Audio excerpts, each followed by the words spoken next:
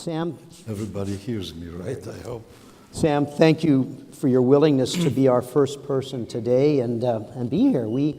You have so much to share with us in just such a short time, less than an hour. So we'll start, and I'll get right into my first questions. The war began, of course, with the invasion of Poland in September 1939, when you were not yet 2 years old. Before we turn to the war years and the Holocaust and what it meant for you and your family, tell us a bit, before we begin with the rest of the story, about your family and your community before the war began, really about your parents' lives in those days. My parents come from small towns in eastern Poland, and at a very young age, I think about 12 or 13 years old, they had to leave school for reasons of they needed to work to bring some money to the family. They made the decision to move. They didn't know each other then, of course. They're from two different towns. But each one of them moved to Warsaw. And my father, at that tender age, was actually taken care of by friends of his parents who happened to live in Warsaw. And similar story with my mother. So they basically learned the trade of a tailor or seamstress independently in Warsaw for many years. They didn't have much of education, I think 4 or 5 grades of primary school. And that was the life of a typical poor Jewish family, which was the typical family in Poland before the war. So they lived in the area, it's called Muranów. It became what became the Warsaw ghetto, and that's where they got married, and I was born there, and that's when war found them in '39. Before we turn to that, Sam, just a couple more questions. Your father was a labor organizer on top of his profession as a tailor, right? True. He was active in the trade unions and was rather leftist, liberal leftist, and he was an avid reader of leftist propaganda. And that's probably what steered them to make a decision in 1939. I was trying to imagine a 29-year-old fellow with a 28-year-old wife and a 2-year-old kid, and suddenly the bombs are falling on the city where you live. And you need to make a decision what to do. It's not a trivial decision. The German Air Force was bombing Warsaw for about almost a month. There were 20,000 people killed in that time. You had to make a decision what to do. You had to run. You need to decide where. Mm-hmm. And your father made a momentous decision to leave. Right. Well, at the time when all this was happening, actually Germany attacked from the west and the Soviet Union attacked from the east. So on September 17th, Poland ceased to exist. The government of Poland disappeared on September the 3rd.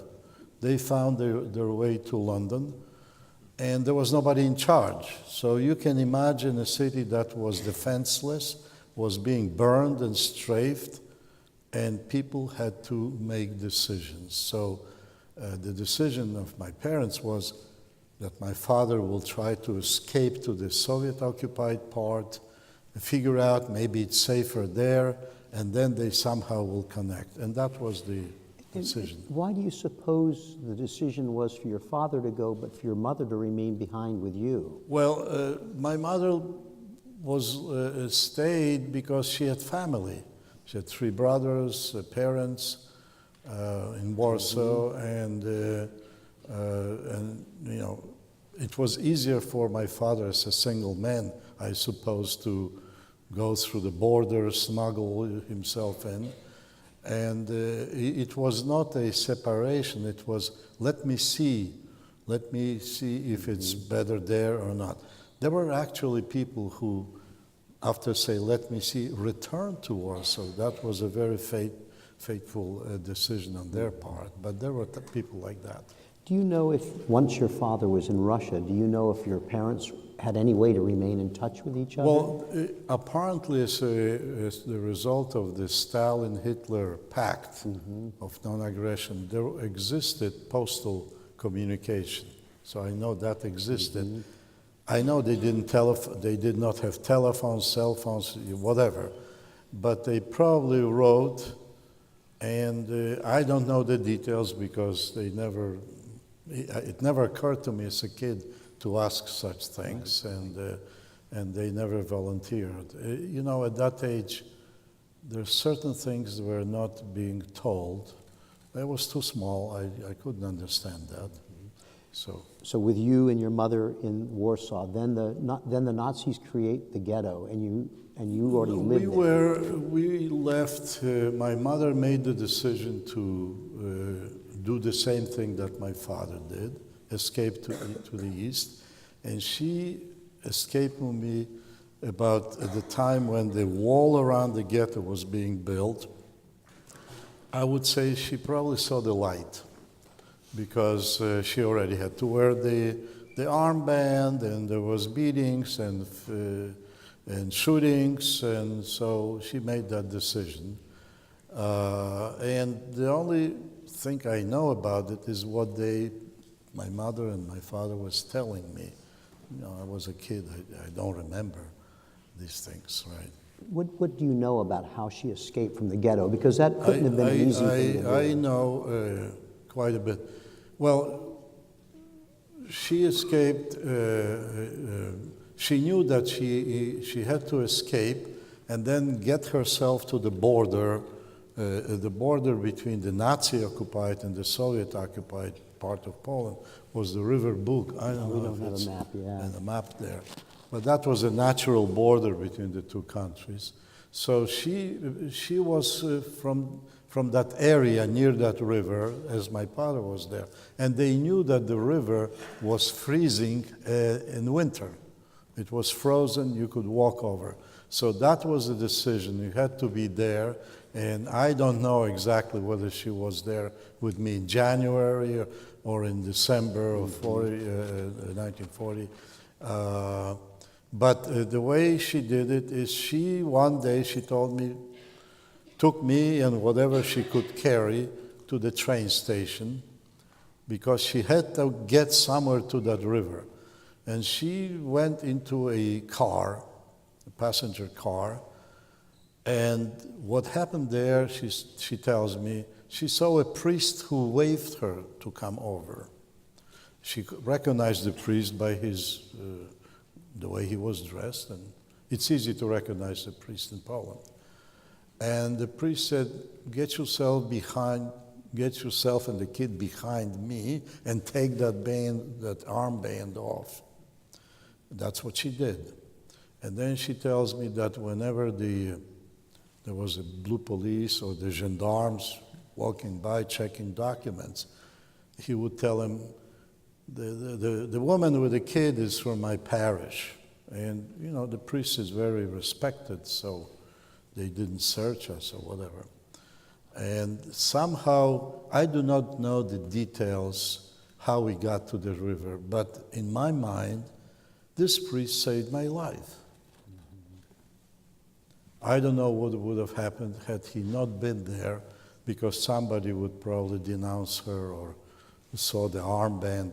Taking off the armband, being Jewish, was the same thing as being condemned to be shot on the spot. There's no need for trial, because that was the penalty for that, yeah. And once you got to the river, I was struck by one of the things you said to me, because, you know, she still has to do it clandestinely, and you mentioned that how sound travels on a frozen river. Right. It's sort of even a funny story, because not only she needed to get to the river, but she needed to wait for the night, because on one side there were the Germans, the guards, and on the other side were the Russians, and they would shoot whoever was moving or whatever was moving. So she had to wait for the night. So when night came, she took me in her arms, or I don't know, and she walked with me, and the poor woman was slippery. It was slippery, she was sliding and falling, and to me it was fun, because I never seen my mother, falling on ice, and she couldn't quiet me down, so she, in her infinite wisdom, gave me some pictures to hold, figuring out that I'll keep my mouth shut and she'll be able to walk through. Where I kept my mouth shut, but by the time, she tells me, we got to the other side, all the pictures were torn up. So my sister resents me because of that. There is no pre-war pictures in my family. Yeah. Sam, once you got to the Soviet side, of course, the Soviets and the Nazis were allies. Was there any risk of them just sending you back?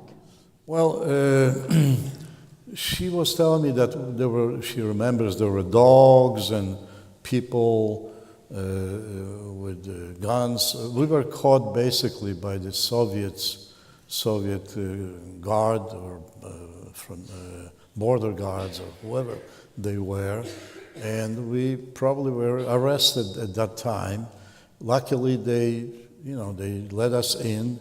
Frequently, if they had some reasons, they would tell the people to go back for some reason. In our case, they didn't. And don't anybody ask me how we met with my father, because I don't know. I only know that the Secret Service in that time, and probably today too in Soviet, they know everything where everybody is. And somehow, the two of us got connected with my father. I don't know exactly when.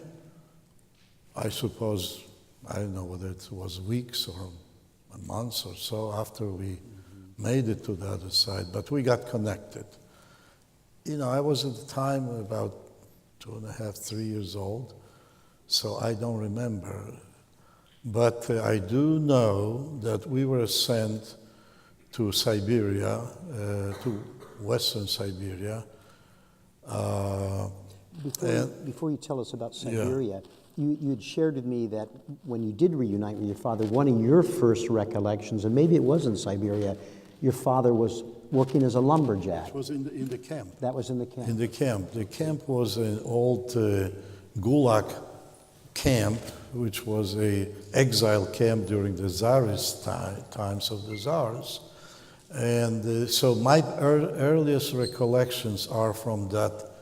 It was called Kotlas, I remember. So that my earliest recollection as a child.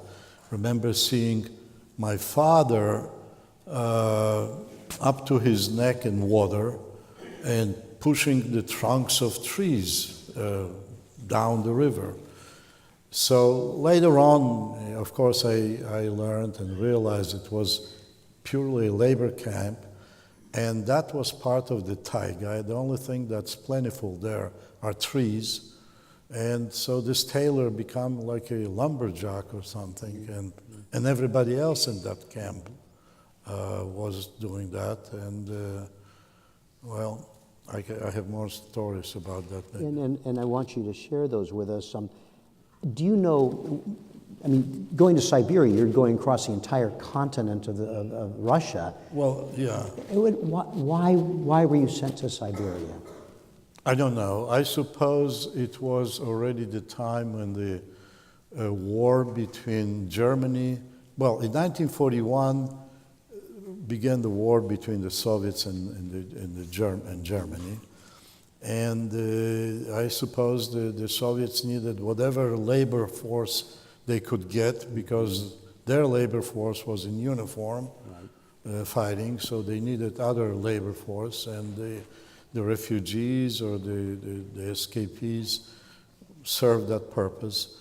We were not on the far east in Siberia. We were before the Ural Mountains, but very up north near Arkhangelsk. That's a very cold part of Siberia. Yeah. Tell us what you remember about life there. In hindsight, I talked with my father many years later because I remember images. And the thing that struck me were the images of people, the faces. It was like not natural. I remember angry faces, distorted faces, unhappy. So I asked my father, what was it? Why the people were there? So he says, look, this was a mix of Poles and Jews, and they worked their tail off. They had to work very hard to get the food portions to do. And they were deprived of their typical necessity. Typically, men who smoked had no cigarettes to smoke. Those who drink had no vodka to drink. So they used to smoke moth. They would write moth into a newspaper.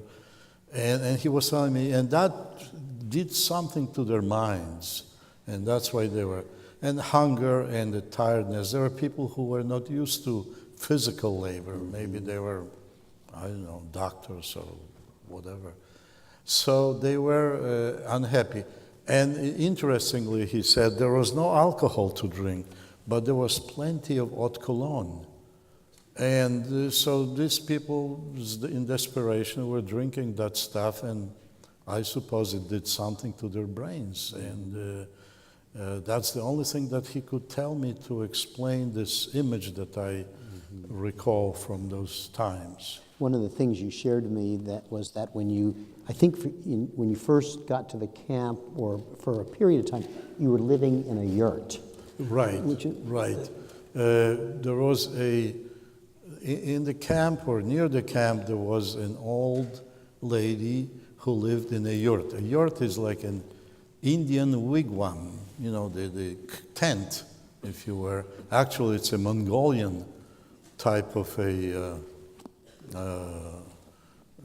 place to live. Mm-hmm. So we were put at some point in time into that yurt and living with her. And I remember the best place was on top of a oven that they boiled water, so it was hot. So that's what kept us. So I remember that yurt, that's the name of that Mongolian tent. The natives of that area stem from, I think, Mongolia or some Tatar extraction. They have their own language, but of course the dominant language was Russian. And eventually Russian became my first language. As a conscious kid, I spoke Russian because that's what I heard all around. Did you start school while you were in the camp in Siberia?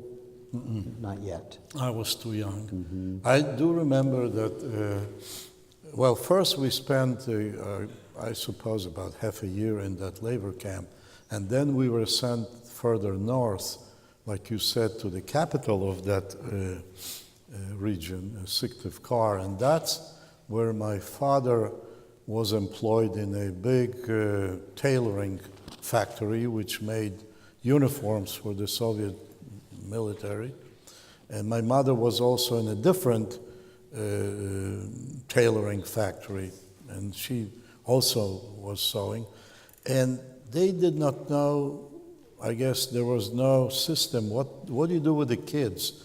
So I remember hanging around in that factory with my father for some time, or with my mother, even helping them turn the darn sewing machine as an entertainment. But anyhow, eventually the people in charge, whatever administration, they formed like kindergartens or for the kids. So I was placed in the in one of those. Now, the event that I do remember well is the birth of my two twin brothers. I remember when they were born. I remember I was in the hospital. My parents took me there. And then the next thing, must have been a few months later, I remember when they died. So I also was taken to take a look at them. And that was while you were in the camp? that's when I was in that large town, the Syktyvkar, right? And growing up as a kid, I remembered the event, but I didn't ask my parents. They didn't volunteer. And that's how years went by. I just never found out why they died. I can only speculate, but I don't want to. And I'm sure that it was very hard for my mother to do some explaining. So I never learned anything more about that. Sam, in 1944, Right. you were taken from Siberia, and from there you went to Ukraine Right. to live. Tell us why that happened, if you know, and then what was life like for you and your family once you settled in the Ukraine? Yeah, I do know. I was talking many years later when I grew up, talking with my father mostly. It turns out that the Soviets were offering citizenship to some of these refugees, etc. But my parents were wise enough not to accept it because their main goal was to return to Poland to find their relatives. They were afraid that if they take the citizenship, most likely the Soviet government will not let them go back to Poland. So they didn't. Was your father under pressure to become a communist? No, well, I don't know. You don't I know really yet. don't know. I suppose not being a citizen, I don't know. I don't know. I know he was liberal, lefty all his life until one day he told me I lost my faith, I lost my God, as it were. So he dropped the whole idea. That was when we were in France. But that was the reason that we didn't stay. And in 1944, the war was coming closely to an end. Ukraine was already liberated. The Germans were in Poland mostly. So they made the decision to move us to Ukraine. And I don't exactly remember that trip, but I remember being in Ukraine, and they put us in a small settlement near this town, Kherson, where my sister was born, where I saw how they celebrated the end of World War II. And that's when I found out that I was Jewish. Because, when a child is small, doesn't know who he is until either somebody tells him or he learns somehow. I learned it in a couple ways. One day, I remember walking with my parents to a farmer's market to buy some food or whatever, and I remember a paraplegic man. He had no limbs below his knees, and he was pushing himself on this dumb cart. He caught up with the three of us, and he looks at us, and he starts to cursing us in Russian. I understood it. Said, "You damn Jews, how the heck did you survive?" Blah, blah, blah. Offensive, very offensive. So I asked my father, "What's this about?" So that was my first explanation, that we look like or we act like Jews. So I learned that. There was another event from that place where my father took me one day to a place that I didn't know what it was, but it was a big room filled with young men in Soviet uniforms with their guns, like the army there. And what was strange is I remember them doing like that and mumbling something. And the most important thing, I saw them crying. I couldn't understand military young soldiers crying.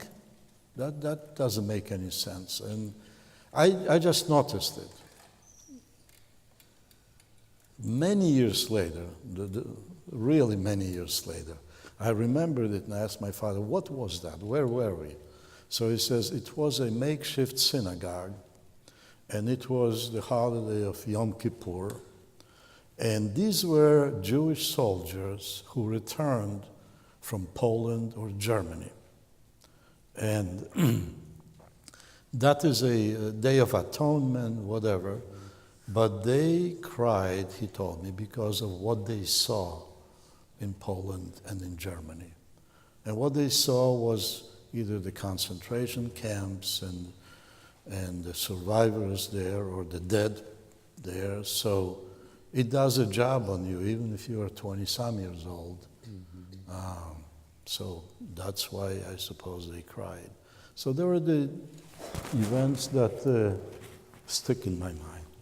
Sam, one of the things that you shared with me, and this is what you said, that one day a young lady showed up and your father said, that's your sister. Right, that's true. Like you say, this young lady showed up and my father says, that's your sister, even though I had a sister that was just born. Well, it's a long story. When my father, as a young boy, went to Warsaw, he was taken in by a family that was friendly with his parents from the little town.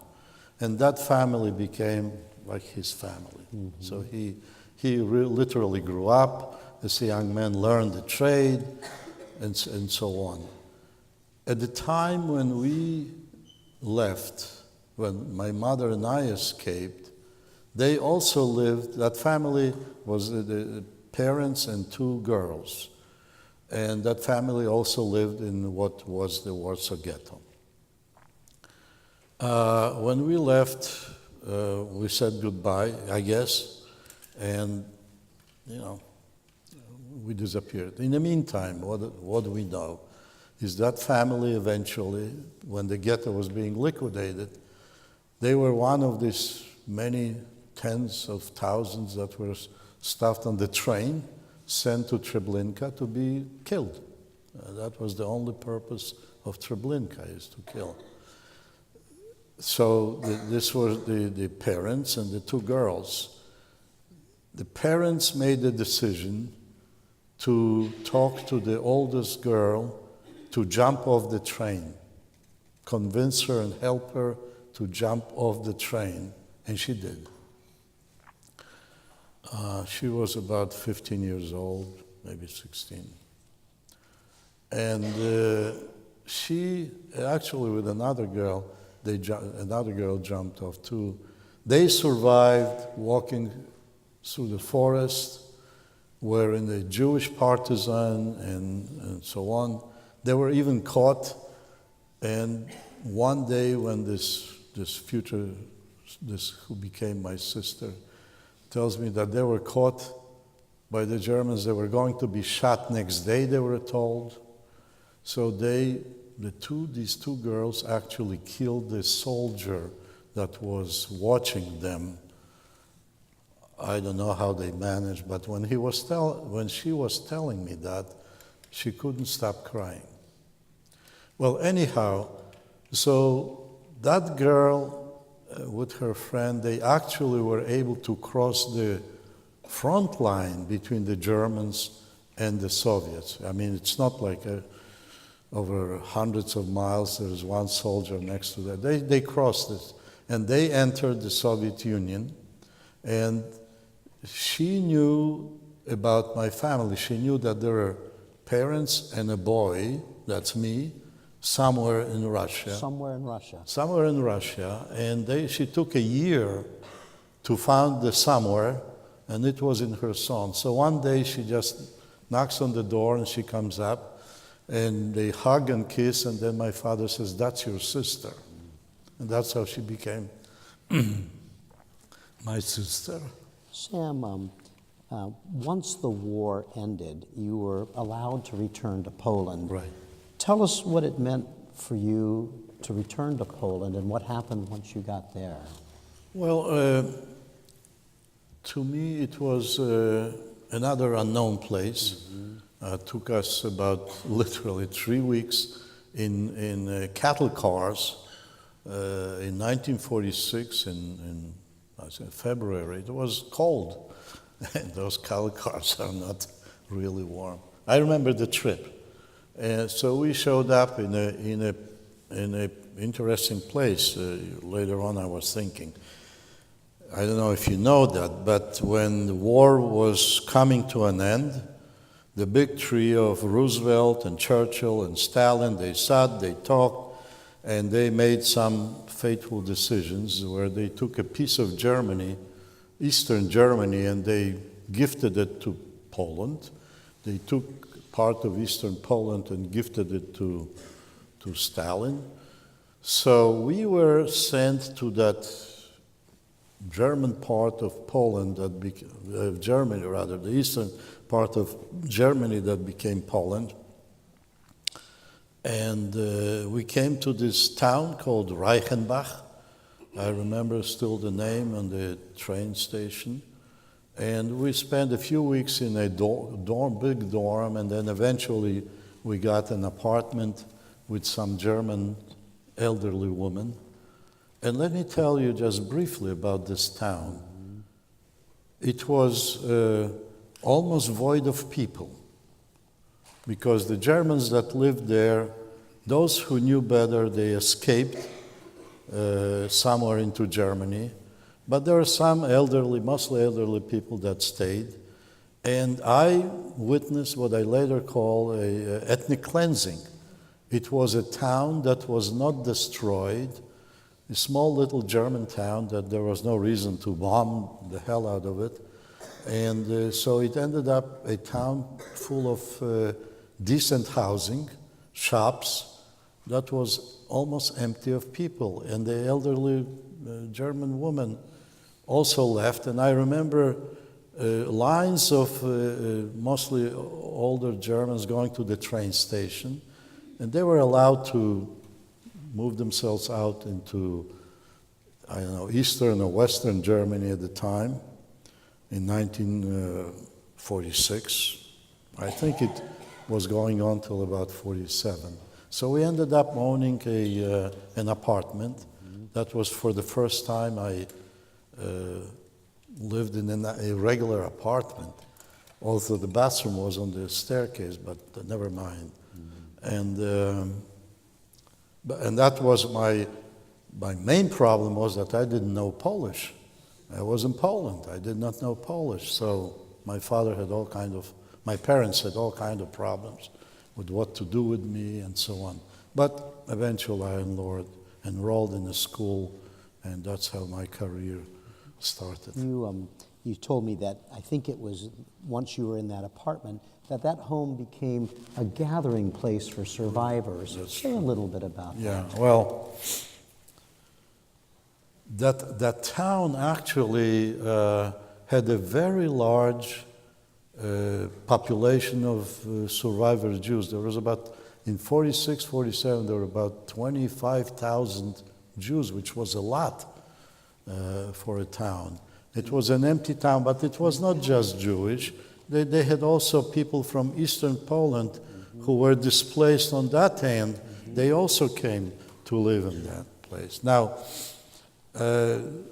things that I observed in that town was there were not too many children. Most people were single. My family was unusual in the sense of a real family, a father, a mother, and 2 children, like a family. But typically the survivors were either single men, single women, some elderly, very few children. These were survivors. And my mother was a very hospitable kind of a woman, and she always, for the weekends, she had lunches and whatever. People would come, gather. And they would talk, and typically they would talk Yiddish because that's the language they all knew. And that's the language that I understood. Maybe didn't talk it well, but I did understand. And the typical conversation was, how did you survive? Have you seen such and such? Do you know of such and such? And of course, they were crying, drinking vodka, and eating, and that was the main topic of conversation.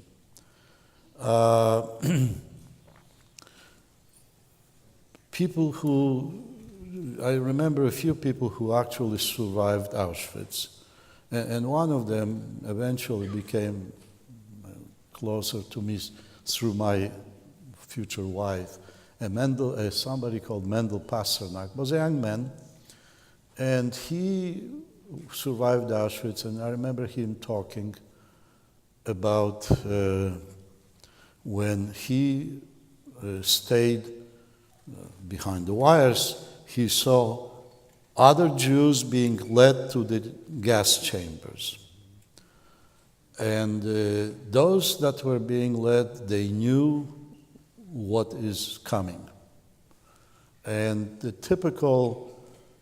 yelling back and forth, remember us, tell what happened to us, remember us. I remember that conversations and similar conversations.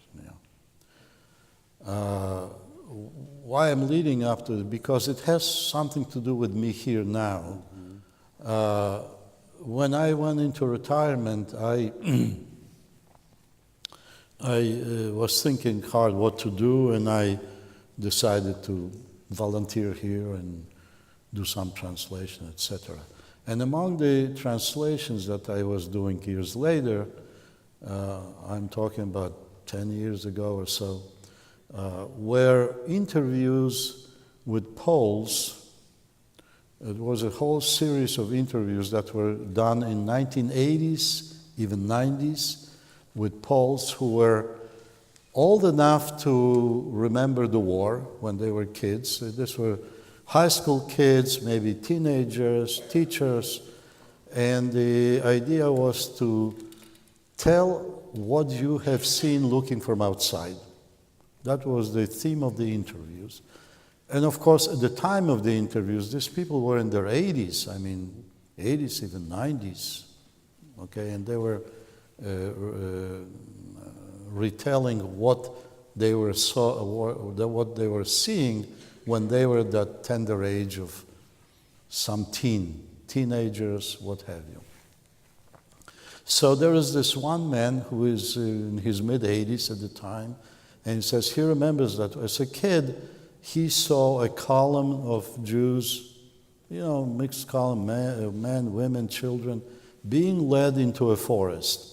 And they knew why. And these people, they were led by the Germans or Ukrainians, I don't know, guards there, to be executed. And they also knew what was going to happen. They were yelling to these kids on the side of the road. These were Polish kids, so they just happened to be there, and said, pray to God, and tell about us. And I translate this video, and I remembered this guy, Mendel Pasternak. Tell us about. So that was, for me, was this tipping point about telling. So that's where I started to translate the video interviews, the other documents, etc. So, Sam, there's so much more you could share with us, and our time is starting to get short. But you would remain in Poland under the communist government for about another decade until the late 1950s. Right. But you were eventually able to leave Poland and went to France. Right. But right. you were not allowed to stay in France. Tell us about that. In Poland, we lived in at least the Jews who survived, came back, lived in an atmosphere. Well, first of all, we were under a communist regime. And the communist regime doesn't talk about Holocaust. There is not such thing. And especially you talk about Jews and etc. So, my brain was washed like everybody else's brain. In 1957, 56 and 57, there was another wave of anti-Semitism. That's typically when the government has some reason to stir up the pot, as it were. So we had to leave because it was under the name Polish workers don't want Jews to be the directors or telling them what to do, that kind of stuff. I personally think that the reason was shortage of apartments, and one way you get is you get rid of a bunch of people. So, take it as it were. So we were not told, but it's a mass hysteria. We were after a Kielce pogrom, after a lot of things that bad happened after the war. So we said, well, my parents made the decision. I was too young to make decisions at that time, even at 20 or too young. Mm-hmm. But we decided to go like the rest of the people. Now, the condition was, yes, you take whatever you can carry, and I forgot, $20 a person. And so we left with passports. The passports expired, I think, either 30 or 90 days after we crossed the border. So at that time, we became stateless. So you're neither Polish, you're not French? We're nothing. I mean, we don't have any country behind us. So at the same time, we were going to go to Israel, but the plans have changed because that sister of mine that I was telling you, who already went to Israel before that, wrote to us, do not come because Sally, that's my mother, will not survive the climate and the condition. So my parents decided to, quote, they had to go to Israel, but they decided to take a detour to go via France to Israel. And the plan was to get off the train and hopefully be able to stay in France at least. But unfortunately, that didn't help. And because you were stateless, you were deemed illegal immigrants, and you had to leave France at some point. I don't think they ever made us immigrants. We just had this undefined status. Just no status. No status, and I remember trying to stay away from the cops because they extended my papers. I mean, I had some temporary papers, and I had to report to the police every now and then. And after a while, and I didn't have the right to work or to study. I was in transit. I was constantly in transit. Mm-hmm. So at some point in time, they arrested myself and my parents and said, you have to go. So I had to get hustled, and we ended up going to Argentina. And why? Because the main reason is because my father had a brother in Argentina who was there since the time before the war. And also he helped us by sending us money to get tickets on a ship to go to Argentina. So that's where we ended up going to Argentina. So, and then I think in 1964, was it? Right, in 1964, oh, by the way, I was in Argentina in 1960 when Eichmann was caught. In Argentina. In Argentina, right. But anyhow, in 64, I was working. We still never got the legal status of immigrants. We were stateless, even in Argentina. So because of conditions that I wanted to study, and I ended up being a manager for my parents' tailoring business. So I was a salesman, the buyer, the guy who kept the accounts. So and I learned the language, so I could. But I didn't see myself much of a future there. So I decided to enroll at the university. So I want to be an engineer. So my father says, okay, go ahead, I'll find a job somewhere else. And I went there and I meet this guy and he tells me, listen, you don't know our history, our country, even though you speak, but you don't know our culture. And besides that, we do not recognize the Polish high school diploma because we think that they are on a very low level. So basically, he told me actually to go to 8th grade, and I was at the time 25 or something. And he says, that's the only way. And I didn't have the citizenship, I didn't have anything. So I felt that all the doors were closed as far as I am concerned. Anyhow, but I managed to, well, it's a story that takes too long to talk, but eventually we were able to obtain an immigration visa for my father. As a tailor, as a professional tailor, he was hired by the, I don't know how many of you know, there used to be a hamburger store in Baltimore. It was a men's clothing chain of stores, and the owner somehow sent us a invitation, a job, a contract for my father. So my father and my mother and my sister were able to come on an immigration visa. I couldn't because I was too old. So I had to come as a foreign student. And as a foreign student, you may know, you finish your education and you go back or go somewhere. Well, I chose that, and I came with them in '64. It was a very moving experience for me. I was standing on the deck of the SS United States, which was the flagship of the American fleet then, and rode into the New York harbor and saw the lady with a torch, and I was moved. But anyhow, so I ended up, I came and I enrolled at the University of Maryland, like you said, and I met Frida, and once we got married, I became an immigrant here. I got a green card, and the rest is history. I think before I want to turn to our audience for a couple of questions, I think we have time. You were just only able to touch on a little bit about what you have went through during that whole time, the many different moves, ending up in the United States.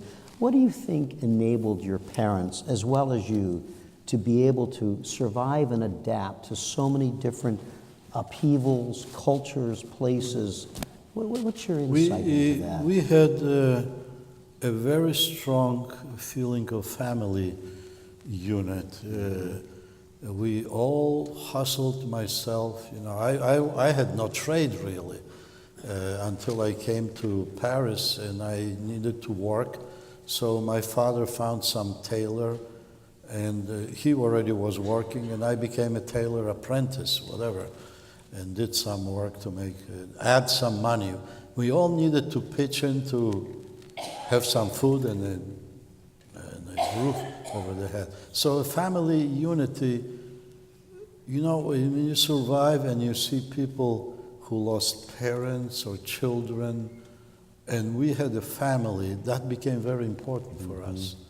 So I couldn't say, no, I'm not going to this crazy Argentina because I have other plans, even at my tender age of 20-something, or, you know.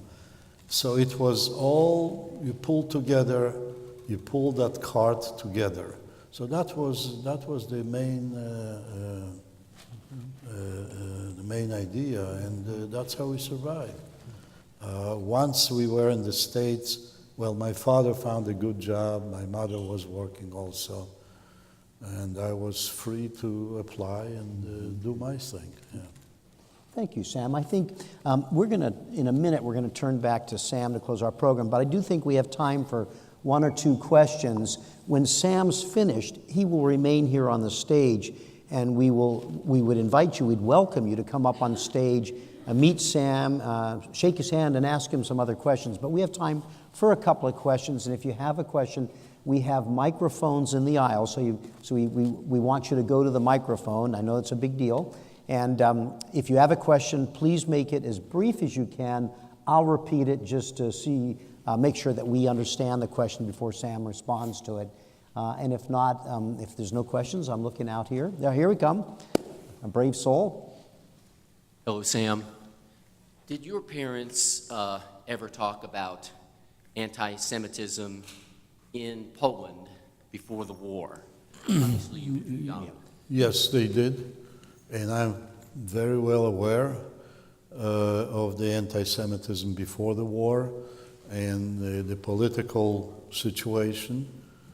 So I'm in touch, and I'm fully aware of today's problems. And if you allow me, I'll just tell my thoughts. I think that I feel we're living in some way, perilous times, where with anti-Semitism growing all over the world, including in this country, and of course in Poland, Hungary, and you name it, in Eastern Europe, Western Europe, openly. Sometimes it is disguised as freedom of speech. Well,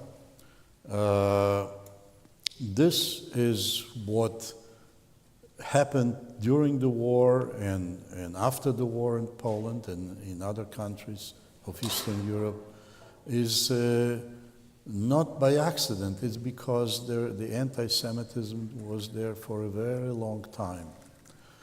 And I ask you to think about it, and I ask you to think about history. Because, like somebody said, if you forget, you tend to repeat it. For example, a few days ago, I was very upset to myself because I was looking at the Washington Post or a television for a sign. Do you know that 9th of May was the end of World War II? There was not one word written. At least I couldn't find anything. This is forgetting history. I know that 70 or whatever years earlier, when World War II ended, there were 2 million people just on Times Square. And just last week, or whenever it was, there was not a word, at least I couldn't find any, that there was an end of World War II, as if it was a forgotten event. And that brings on the anti-Semitism, etc. To me, this is a not so hidden danger.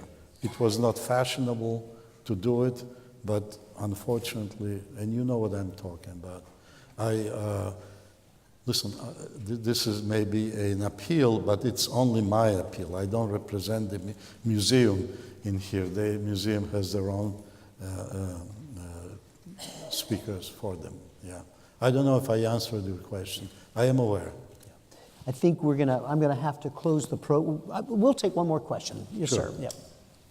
Yes, your parents being Jews, did they have faith in God that got them through this time?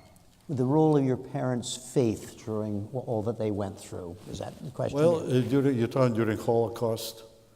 Well, talking to people who had literally survived the ghettos, the concentration camp, because I'm not in the same category. I was made to understand, many people who are religious lost their religion.